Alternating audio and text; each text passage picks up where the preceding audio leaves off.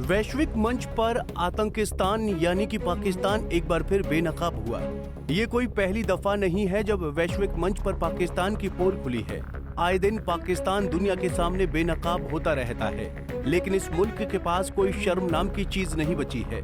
दरअसल पाकिस्तान की पोल संयुक्त राष्ट्र के सामने खुली है, जिसमें संयुक्त राष्ट्र ने माना कि पहलगाम में हुए आतंकी हमले का जिम्मेदार TRF है, जिसको लेकर संयुक्त सुरक्षा परिषद की प्रतिबंध निगरानी टीम ने एक रिपोर्ट जारी की, जिसमें बताया गया कि संयुक्त सुरक्षा परिषद की प्रतिबंधित निगरानी टीम की रिपोर्ट द रेजिडेंस फ्रंट यानी TRF ने 2 बार पहलगाम हमले की जिम्मेदारी ली थी और हमले की जगह की तस्वीरें भी जारी की थी। ये हमला पाकिस्तान स्थित लश्कर-ए-तैयबा के सपोर्ट के बिना नहीं हो सकता था। लश्कर और TRF के बीच संबंध है। पहलगाम क्षेत्र में हालात बहुत संवेदनशील हैं और आतंकवादी संगठन इस तनाव का फायदा उठाने की फिर कोशिश कर सकते हैं। बता दें कि संयुक्त राष्ट्र की ये 36वीं रिपोर्ट आतंकी संगठनों ISIL, अल-कायदा और उनसे जुड़े गुटों पर आधारित है।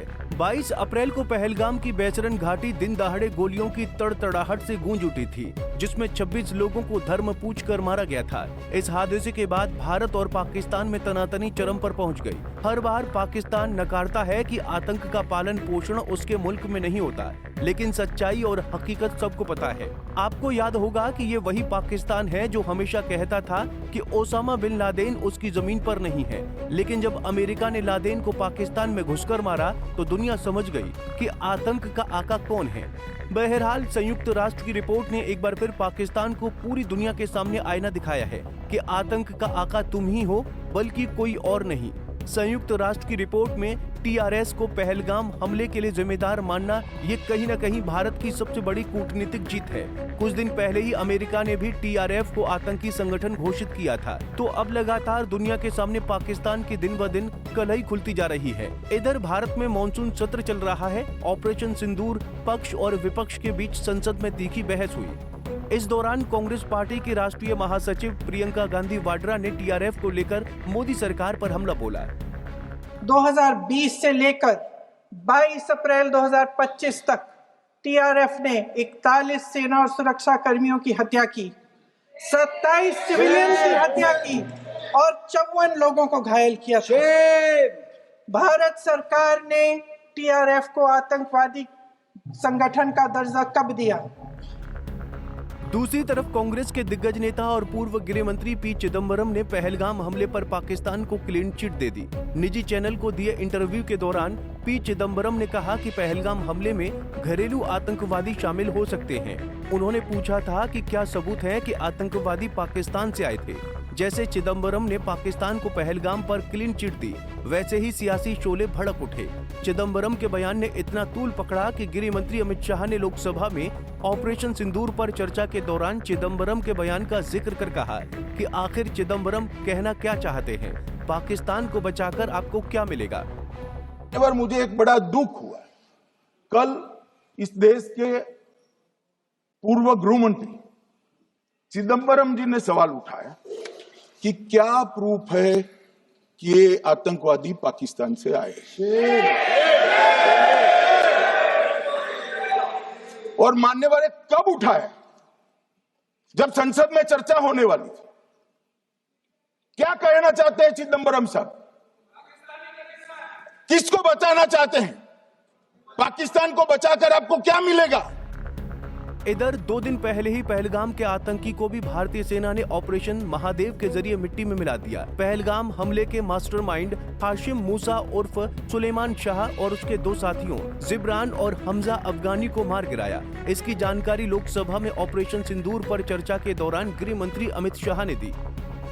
ऑपरेशन महादेव में सुलेमान उर्फे फैजल जट अफगान और जिब्रान 3 आतंकवादी सेना, CRPF और जम्मू कश्मीर पुलिस के संयुक्त अभियान में ऑपरेशन महादेव में मारे गए। ये जो सुलेमान है, ए श्रेणी का लश्कर-ए-तोयबा का कमांडर था। पहलगाम हमले में और गगनगिर आतंकी हमले में वो लिप्त था, इसके ढेर सारे सबूत हमारी एजेंसियों के पास है। अफगान ए श्रेणी का लश्कर तैयबा का आतंकवादी था और जिब्रान भी ए ग्रेड आतंकवादी था। और माननीय अध्यक्ष जी, मैं सदन को और सदन के माध्यम से पूरे देश को बताना चाहता हूं, जिन्होंने बैसरण घाटी में हमारे प्रवासियों को, नागरिकों को मारा था, ये तीनों आतंकवादी ये थे और तीनों मारे गए।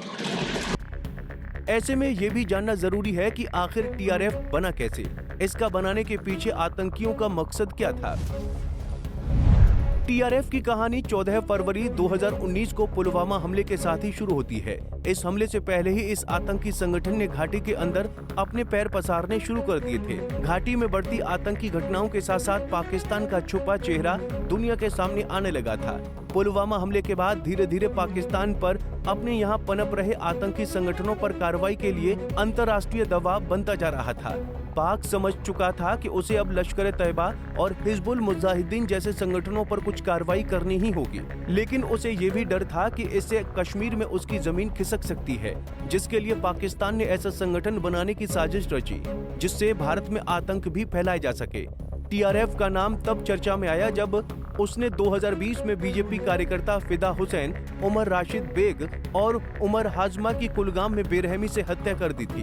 धीरे धीरे ये संगठन अपनी ताकत को बढ़ाता चला गया और इसे पाकिस्तान समर्थित कुछ आतंकी संगठनों के साथ खुफिया एजेंसी ISI का भी साथ मिला।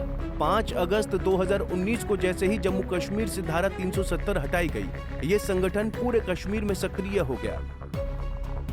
पहलगाम के बदले भारत ने ऑपरेशन सिंदूर चलाया और आतंक के आका को घुटनों पर ला दिया। लिहाजा UNSC की रिपोर्ट में जिस तरीके से पाकिस्तान की पोल खुली है, इससे ये मुल्क क्या सबक लेता है, ये फिलहाल देखना बेहद ही महत्वपूर्ण होगा।